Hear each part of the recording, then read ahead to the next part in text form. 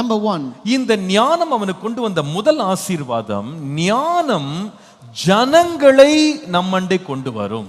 Number one, wisdom brings people. ஞானம் ஜனங்களை நம்மண்டை கொண்டு வரும். Wisdom brings people to us. 1 ராஜாக்கள் 4ஆம் அதிகாரம் 34ஆம் வசனத்தை பாருங்கள். Look at 1 Kings chapter 4 and verse 34. சாலமோனின் ஞானத்தை குறித்து கேள்விப்பட்ட பூமியின் சகல ராஜாக்களிலும் இருந்து நானா ஜாதியான ஜனங்களும் அவனுடைய ஞானத்தை கேட்கிறதற்கு வந்தார்கள். And men of all nations from all the kings of the earth who had heard of his wisdom came to hear the wisdom of Solomon. ஞானத்தை போதிக்க சாலமோன் போகவில்லை, சாலமோன் இடத்தில் நானா ஜாதியான ஜனங்கள் அல்லது எல்லா விதமான ஜனங்கள் அவனை நோக்கி வந்தார்கள். Solomon did not go to teach wisdom, but all the people from all the nations came to him to hear that wisdom. கர்த்தருடைய பரிசுத்த நாமத்திற்கு மகிமை உண்டாவதாக. Glory be to the holy name of God. இந்த எல்லா ஜனங்களிலும் ஜனங்கள் அவனிடத்திலே ஓடி வந்ததற்கு ஒரே ஒரு காரணம், அவன் அழகா பார்க்கறதுக்கு இல்ல, அவனுடைய ஞானமுள்ள வார்த்தைகளை கேட்பதற்கென்றே வந்தாங்க.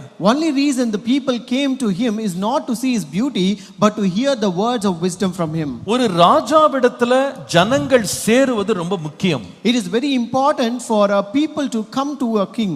ஏன் தெரியுமா? நீதிமொழிகள் 14ஆம் அதிகாரம் 28ஆம் வசனத்தை வாசிக்கும்போது, When you read in Proverbs chapter 14 and verse 28, ஜன திரட்சி ராஜாவின் மகிமை, ஜன குறைவு தலைவனுடைய முறிவு என்று வாசிக்கிறோம். We read, in a multitude of people is a king's honor, but in the lack of people is the downfall of a prince. ஜனங்கள் அதிகமா ஒரு ராஜாவிட்ட வர்றாங்க அப்படின்னா அந்த ஜன திரட்சி ஒரு ராஜாவுக்கு ஒரு பெரிய மகிமையாக மாறுகிறது. When people come in great numbers to a king, that multitude of people is a king's honor. அந்த தேசத்துக்கே ஒரு பெரிய மகிமை. That is a great honor to the entire அந்த nation. தேசத்துக்கே ஒரு பெரிய பலன். That is a great strength to that nation. அந்த தேசத்துக்கே ஒரு பெரிய கௌரவம். That is a great dignity or honor to that nation. எப்படி இந்த ஜனங்க வந்தாங்க?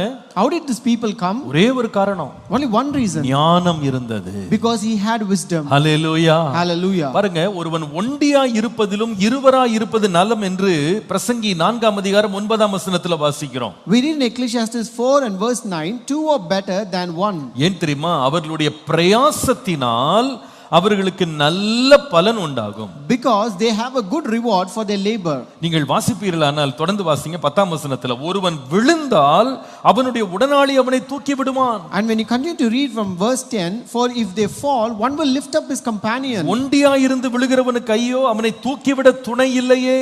But woe to him who is alone when he falls, for he has no one to help him up. 11ஆம் வசனத்துல, இரண்டு பேராய் படுத்து கொண்டிருந்தால் அவர்களுக்கு சூடு உண்டாகும், ஒண்டியா இருக்கிறவனுக்கு சூடு உண்டாவது எப்படி? Verse 11 says, again if two lie down together they will keep warm, but how can one be warm alone? 12ஆம் வசனத்தை பாருங்கள். Look at verse 12. ஒருவனை யாதாம் ஒருவன் மேற்கொள்ள வந்தால் இருவரும் அவனுக்கு எதிர்த்து நிற்கலாம்.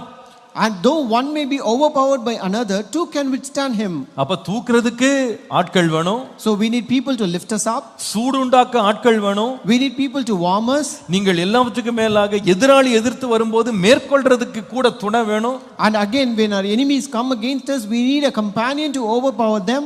ஆங்கிலத்துல சொல்லுவாங்க, there is strength in numbers ன்னு சொல்லுவாங்க. அதிக எண்ணிக்கை இருக்கும்போது அதுல ஒரு பலன் இருக்கிறது. In English they say there is a strength in numbers. நீங்கள் ஒரு பிசினஸ் பண்றவங்கள பாத்தீங்கன்னா அவங்க பிசினஸ் எவ்வளவு வளரும், எவ்வளவு அவங்களுக்கு லாபம் கிடைக்கும்னு கேட்டீங்கன்னா, எவ்வளவு அதிகமான கஸ்டமர்ஸ் அவங்ககிட்ட வர்றாங்களோ அவ்வளவுதான் அவங்க செழிக்க போறாங்க. When you look at this businessmen, the more customers they get, the more profit they get out of it. ஒரு பள்ளிக்கூடம் நடத்துறவங்க அல்லது ஒரு கல்லூரி நடத்துறவங்கள பாத்தீங்கன்னா அவங்களுக்கு எவ்வளவு அதிகமான பேர் தங்க காலேஜ்ல வந்து சேர்றாங்களோ அவ்வளவுதான் அந்த காலேஜ் வளரும். So also when you consider institutions, people who run institutions, the more admissions or the more children who come and admit, only then they will get the fame and also the money out of it. ஒருவருடைய உயர்வு எக்ஸால்டேஷனை பாத்தீங்கன்னா எவ்வளவு பேர் அவர்களை சேவிக்கிறாங்களோ, எவ்வளவு பேர் அவங்களுக்கு கீழ இருக்கிறாங்களோ அல்லது எவ்வளவு பேருக்கு மேல இவங்க இருக்கிறாங்களோ, கனெக்டடா இருக்கிறாங்களோ அவ்வளவுதான் அவங்க வெற்றி எடுக்கறாங்க. So the exaltation of a person is based upon the number of people he is connected with. ஒண்டியா இருந்து யாரும் ஜெயிக்கவே முடியாது. No person can be successful being alone.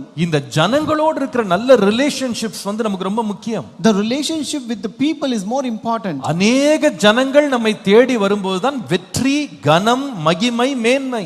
Only when many people come towards us, that is when you have that honor, success and also glory. எப்பொழுது அநேக ஜனங்கள் வந்து ஐயா நீங்க எங்களுக்கு வேணும், நீங்க எங்களுக்கு தேவை, உங்களோடு இருக்கிற உறவு எங்களுக்கு ஆசீர்வாதம்னு சொல்ல ஆரம்பிக்கிறாங்களோ அவ்வளவுதான் ஒரு மனுஷனுக்கு மேன்மை. So only when people come to us and say it is good for us to be with you, it is good that we have a relationship with you, and it is good that the relationship is giving us more gain and profit, only then that is a honor to that person. என்றைக்கு ஒருவரை வந்து யாரும் கண்டுகொள்ள மாட்டேங்கிறாங்களோ, யாரும் சட்டம் பண்ண மாட்டேங்கிறாங்களோ, யாரும் பொருட்படுத்த மாட்டேங்கிறாங்களோ அன்றைக்கே அவருடைய கனம் சரிந்து போகிறதுன்னு அர்த்தம். The day when people doesn't consider a person, not even consider him truly, that is the day when there is a downfall for that person. நம்முடைய இரட்சகராகிய இயேசு கிறிஸ்து எங்கெல்லாம் போனாரோ அங்கே திரள் கூட்டமான ஜனங்கள் இயேசுவை பின்பற்றி வந்தாங்க. Wherever the Lord Jesus Christ went, there was a multitude of people who followed him. அங்கே அவரை ஒரு நாளும் தனியா இருக்கவே விடல. And they never left him alone at any time. அவருக்கு சாப்பிட கூட